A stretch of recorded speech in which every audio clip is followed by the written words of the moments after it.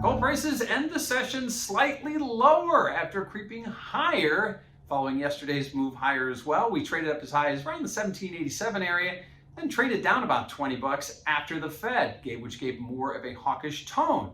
Taking a step back, looking at where we've been in gold, going back to May, we're trading around 1900. We've basically been trading lower ever since. Yes, we've had a few up days, but the trend has been lower gold prices as the dollar's been outperforming in anticipation of a more hawkish Fed, which we got today. So prices end up being just slightly lower. We did notice that the fact that the dollar was higher, treasury yields in the 10-year were unchanged, but in the short end were a little bit higher, and cryptocurrencies were much higher today. So obviously some other obstacles for gold other than just the Fed out there today. But again, prices ending slightly lower and well off their highs of the session. Now, what does this mean for volatility?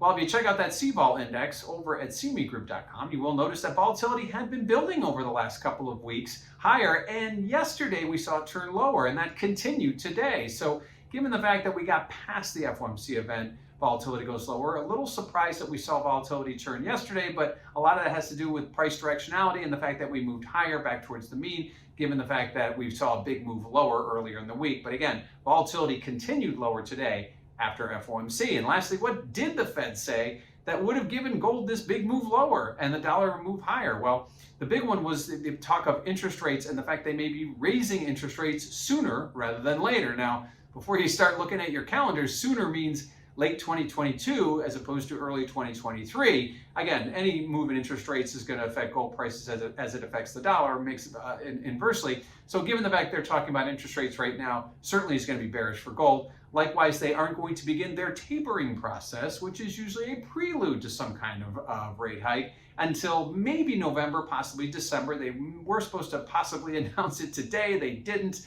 Now we have to wait and see if the jobs numbers for this month are strong and inflation numbers continue to come down. And then the big question mark is growth. Where does growth come in? Because if the growth numbers head south, the Fed's going to have a difficult time raising rates or doing anything of a hawkish tone. So gold prices, midweek FOMC Wednesday, we kind of see things coming off the highs, but didn't see a huge move. And obviously have a lot of time between now and the first rate hike. So keep an eye on the dollar, keep an eye on treasury yields, and keep an eye on cryptocurrencies, which have been the three variables that have been really pushing gold around. And today, the higher dollar, the mixed treasury yields, and higher cryptos won the battle, and gold was lower.